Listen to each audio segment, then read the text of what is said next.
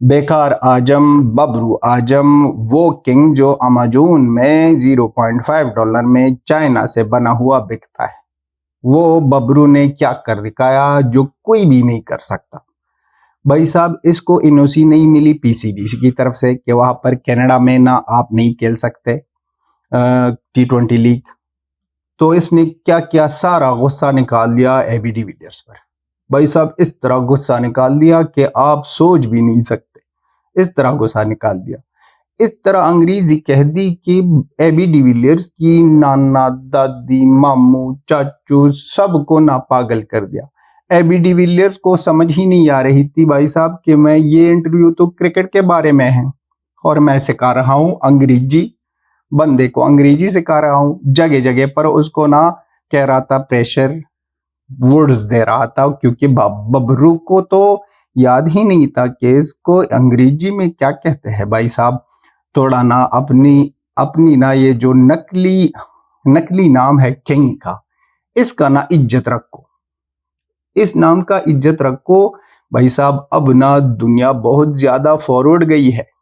अगर कुछ और नहीं कर सकते हो तो चैट जीपीटी को डाउनलोड करो, वहां से अंग्रेजी सीखो। भाई साहब, आपको क्या हुआ है? I am young possibility like my father, 2 grounds driving 1 ground 1 day, driving 2 ground 2 day।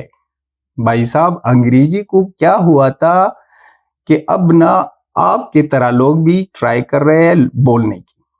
पहले तो आप, अगर आप नहीं बोल सकते तो कह दो ना कि मैं क्रिकेटर हूं, अंग्रेजी नहीं है, याद नहीं है तो याद नहीं है।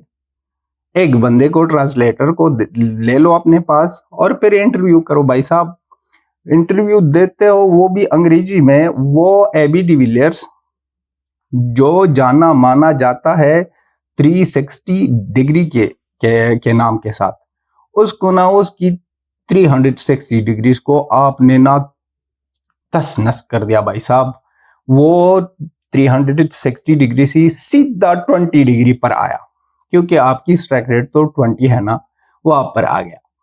भाई साहब, दिमाग खराब कर दिया इस बंदे ने। एबी डिविलियर्स पर बहुत ज्यादा तरस आ रही थी, बहुत ज्यादा तरस आ रही थी। भाई साहब, एक जगह एक एक क्वेश्चन यही थी कि पीएसएल के बारे में वो कह रहा था कि PSL growing very well, bowling very good and very difficult batting, difficult batting, bowling very good, every team bowling very good, every team bowling very good. भाई साहब, अब आप जवाब दे दो, यही every team bowling very well, इसके सारी टीमों से है ना आपने एक टीम बना दी और गए वर्ल्ड कप खेलने, और यही बॉलर्स थे आपके पास और यही बॉलर्स फैल गए सारी टीमों से।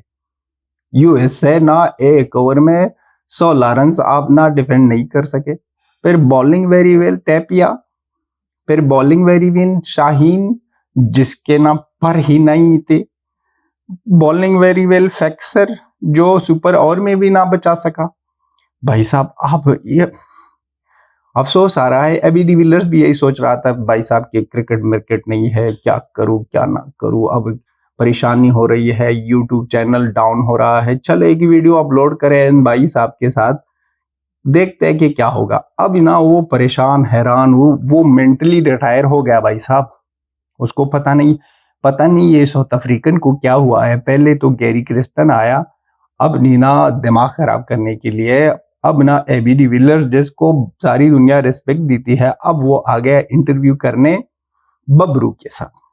या तो फिर अगर भाई साहब एबी डिविलियर्स उर्दू या हिंदी बोलता तो बाबर आजम की अंग्रेजी से अच्छी होती।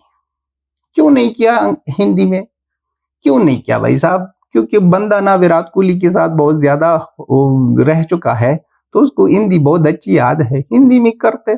अगर वो भी नहीं तो बबरू को कह देते कि भाई साहब, जिस पर आप बिलीव करते हो, अल्लाह है, गॉड है, किस पर भी आप बिलीव करते हो, इसके लिए ना एक ट्रांसलेटर को अपने साथ रखो, पैसे हम देंगे, पैसे हम देंगे ट्रांसलेटर की, क्योंकि आप लोग बहुत ज्यादा ना पैसों की दिक्कत है आप लोगों के साथ। अगर आप लोग ट्रांसलेटर भी रखोगे तो वो भी आईएमएफ की कर्जे के साथ रखोगे, क्योंकि आईएमएफ की कर्जे की बगैर, तो आप वो भी नहीं कर सकते। एबी डिविलियर्स के लिए बहुत ज्यादा दुख हो रहा है, क्योंकि इस इंटरव्यू में सिर्फ मुझे वही पता चला कि father driving one day one ground, father driving another day another ground, and पीसेल bowling well, batting difficult, pressure situation, pressure. But when I'm young, I'm very liking you, following you, liking you. भाई साहब जनाजा निकाल दिया, भाई साहब ने जनाजा निकाल दिया, क्रिकेट की जनाजा निकाल दिया, सभी चीजों को तस नस कर दिया भाई साहब। टिल देन अफगान भाई को इजाजत दीजिए, बाय बाय एंड टाटा।